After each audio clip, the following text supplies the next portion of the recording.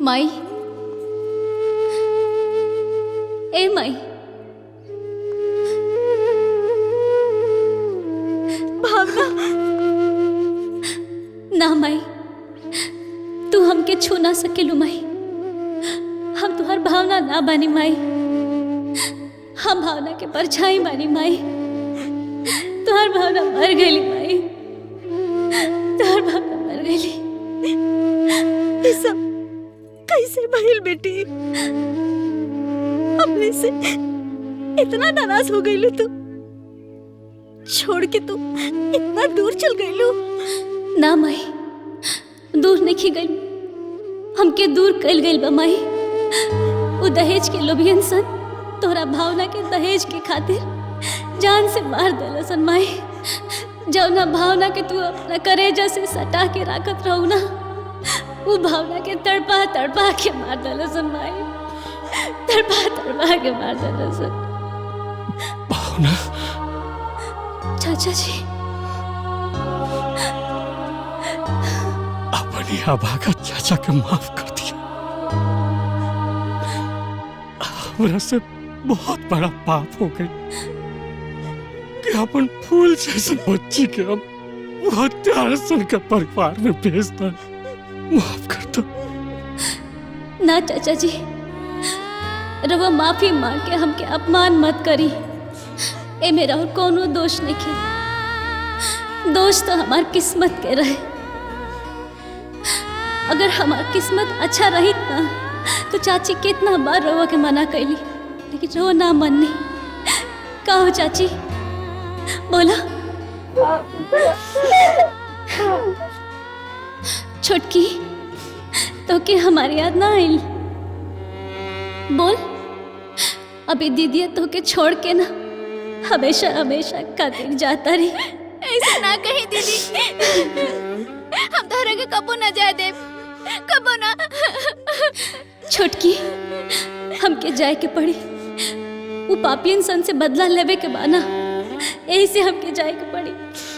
ना बेटिया, ना, बदला तो हम ले बदला पापी सन से। जौन हाथ से अपन फूल जैसन बच्ची के डोली में बैठाऊंगी, अगर ये हाथ से वो हत्यारा सन के अर्थी पर ना लेटाऊंगी तो तोरी चाचा ही धरती पर से भी मुक्ति ना लिया। ना चाचा जी, आपके ये सब कहला के कोनो जरूरत नहीं है। हम वो पापियन सबसे बदला ले हम, और यह बाबा जी के आदेश भी बा। आपके ऊपर बहुत जिम्मेदारी बा। आप अपन जिम्मेदारी निभाई, हमके हमार जिम्मेदारी निभावे दी। हमके अगर कब्बो रवलो के जरूरत पड़ी ना तो हम रवलो के याद करब। अच्छा, हम जाता नहीं।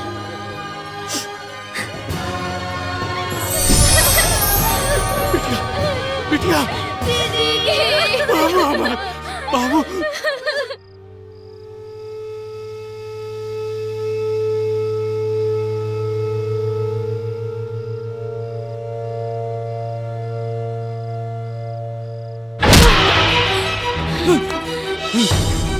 हमके बराते लेके ना चलबा? लेकिन तू तो मर चुकल बारू ना। मर चुकल बानी कि मार दिहल गल बानी? बोला। हाँ? और सही गटैया दबा के ना बोला। मुझे बहुत बड़ा गलती हो गई, हमके माफ कर दो। गलती हो गई और सही हमके भी दर्द होकत रहे, बुझला? हाँ? तब तो के बुझात ना रहे। हमके माफ कर दे भावना, हमके माफ कर दे भावना। छोड़ी।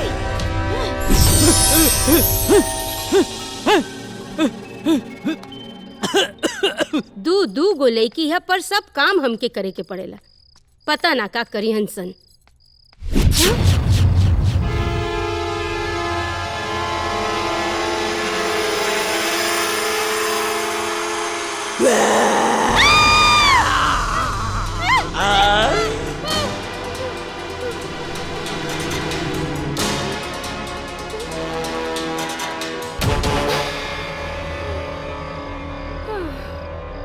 ऐसे ही डरा गई नहीं है।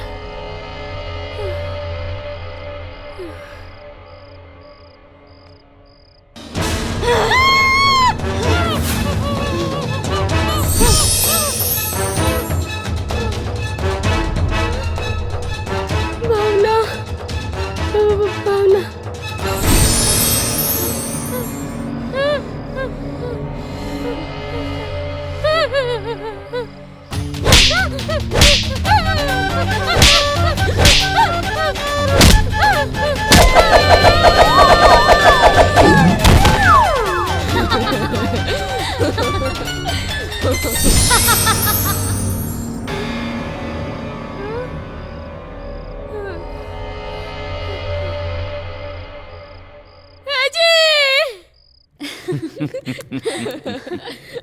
तहनी लोग उ लोग के मन में इतना डर समा देले बड़ू, वो कभी भी भाग के हमरा लगे आ सकेला, काहे कि कल बियाह करे जाए के बानू।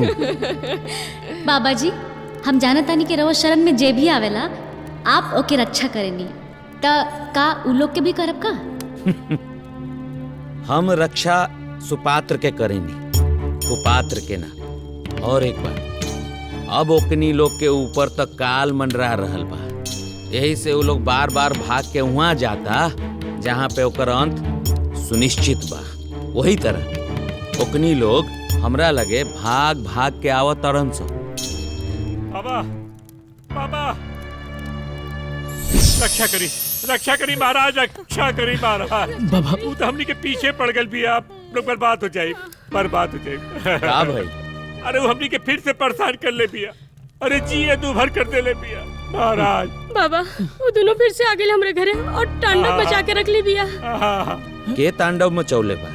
बाबा वो कहा ना कि वही दोनों आत्मा जौना के हम लोग बनहुले रहनी है। ऐसन ना हो सकेला, लेकिन अगर ऐसन हो रहल बा तो तहनी लोग जरूर कुछ गलत कैले बड़ा, नहीं तो हम जेकरा के एक बार बांध देवे नी ना, बिना हमार अनुमति के कहीं आजाद ना होखेला। तो कैसे ये दोनों आजाद हो गए? कोनो अच्छा आत्मा रहल होई, तहनी लोग हमरा से झूठ बोलले होखबा, वही कारण वो आत्मा तहनी लोग के पीछे पड़ल हुई। बाबा हमनी कोनो बात झूठ नहीं की बोलनी। हाँ बाबा। तो फिर डरे के कौन बात बा? सच परेशान हो सकेला, पराजित ना होला। ये बात तो सुन ले होखबा। हाँ, सुन ले बानी। तो फिर जाई, निश्चिंत होके घर जाई, डरे के कोनो जरूरत नहीं खे। बाबा फिर से आ जाए तब। अरे परेशान होके के कोनो जरूरत नहीं खे, काहे कि रउआ लोग तो बिल्कुल सच बोल रहल बानी। तो जाए, चल कुछ होई ना। कुछ ना होई, अगर गलत ना कैले बड़ा तो कुछ ना होई। हाँ चल।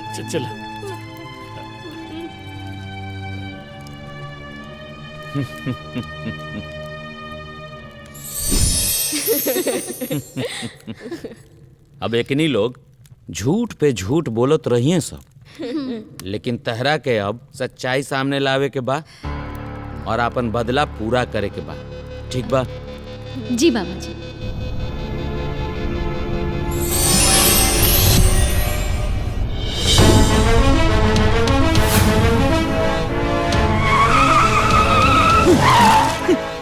पगला गल बनिका जिया जी। ये कहाँ आ गई? ये हम लोग कहाँ आ गए नी? दीपक के पापा हाँ कहाँ गई नी जी? वो हम सोचे थे।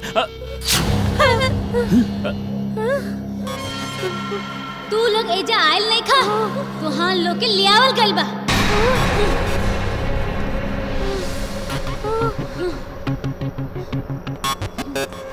गाड़ी तू चलावत रहल ना, ई कहाँ लेके आ गइल हमनी के?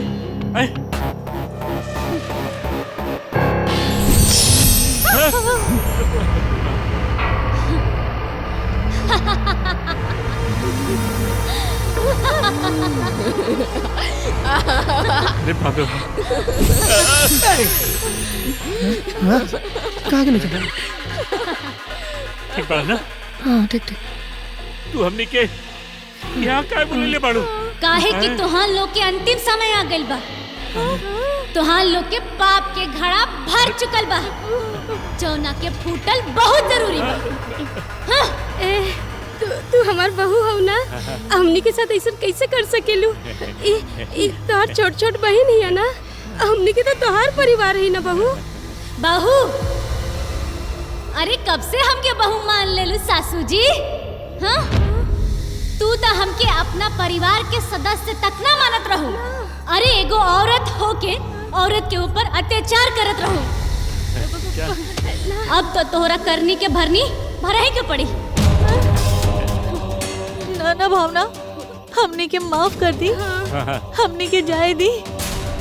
हाँ भाभी, हमनी के जाए दा। ना भावना, इनके ना जाए दे, ये लोग के सजा दे। हाँ। हमार बात सुना भावना। भावना प्लीज, हम जानते नहीं कि हमसे बहुत बड़ा गलती भइल बा। एकरा खातिर हम तारा सामने हाथ जोड़ के माफी मांगता नहीं। प्लीज हमरा फैमिली के कुछ मत करा। और वैसे भी तू तो हमार बीबी हो ना, तारा मांग में जन सिंदूर बा वो हमरे नाम के सिंदूर बा। भावना प्लीज माफ कर दो।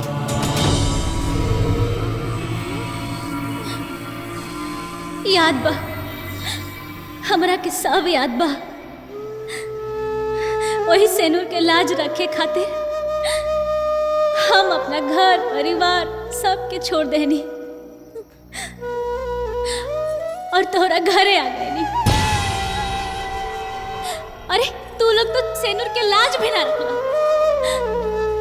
और आज सेनूर के दुहाई देता रहा लोग। अब तो तू लोग के जान लेके ही हमारा आत्मा की शांति मिली। हमके माफ कर दो बेटी, हम तोहर माई जैसा नहीं ना। माई जैसा? बाबा, बाबा, हमने के बचा ली बाबा। ये हमने के जान के पीछे पड़ल। कुछ करी बाबा।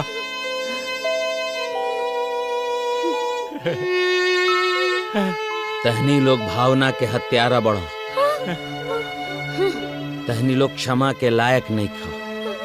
तहनी लोग के फैसला भावना के हाथ में बा। भावना देख, अगर हमरा से कोई गलती होइल है ना तो हम ओकरा खातिर क्षमा चाहता नहीं। और अगर हमर कोनो गलती नहीं खे तो हमार बात माना, दीपक के पूरा फैमिली के माफ कर दे भावना। आप घर के दामाद बानी, ऐसे और मान रखल हमार फर्ज बा। आपके कहला के नाते ए लोग के हम जान से तो ना मारे, लेकिन सजा से मुक्त भी ना कर। ससुर जी, जौना हाथे से रउआ आशीर्वाद देवे के चाहिए, वो हाथे से रउआ बहुत मरले बानी। आज के बाद से ना ई हाथ से रउआ बिना हाथ के रहब। हाँ, और सासू जी, रउआ तो पूरा गांव वालन के सामने खूब नाटक करत रही, गला फाड़ फाड़ के रोत रही। अब न रोवे लायक रहब और न हंसे लायक रहब।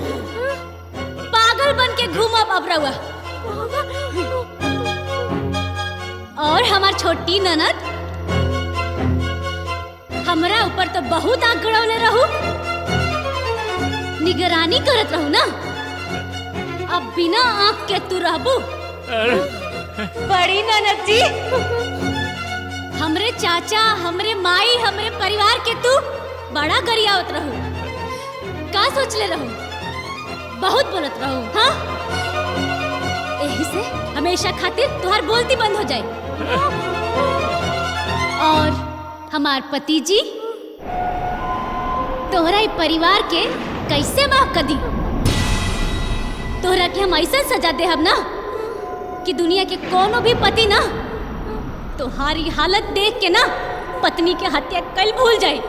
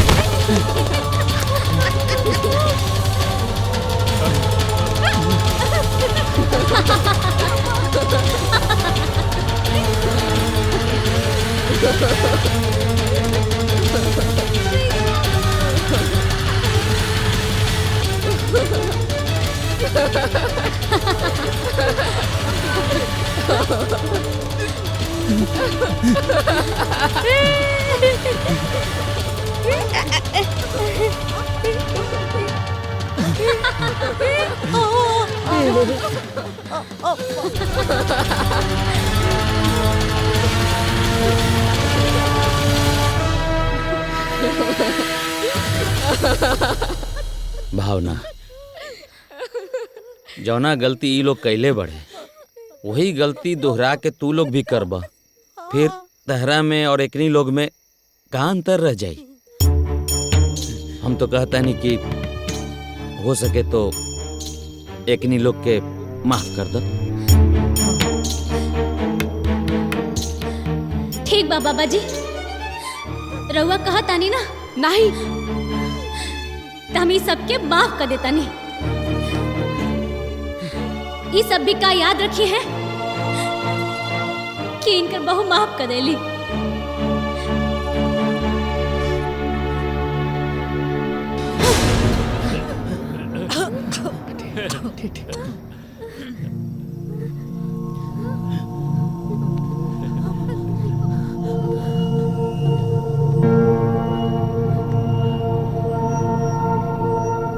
धन्यवाद बाबा।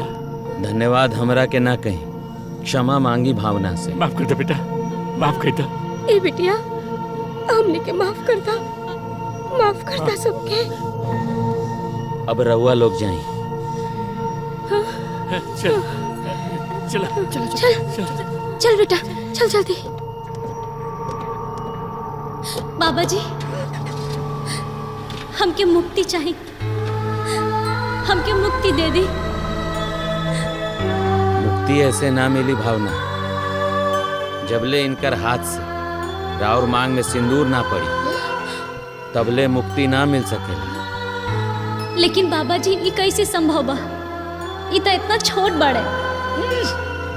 ये छोट बाड़ा लेकिन बड़ भी तो हो सकेले। वो कैसे बाबा जी?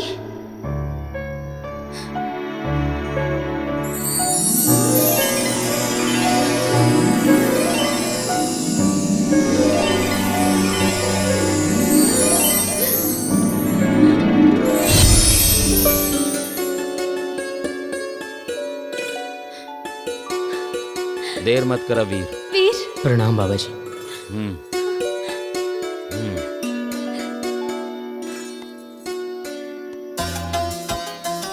वीर,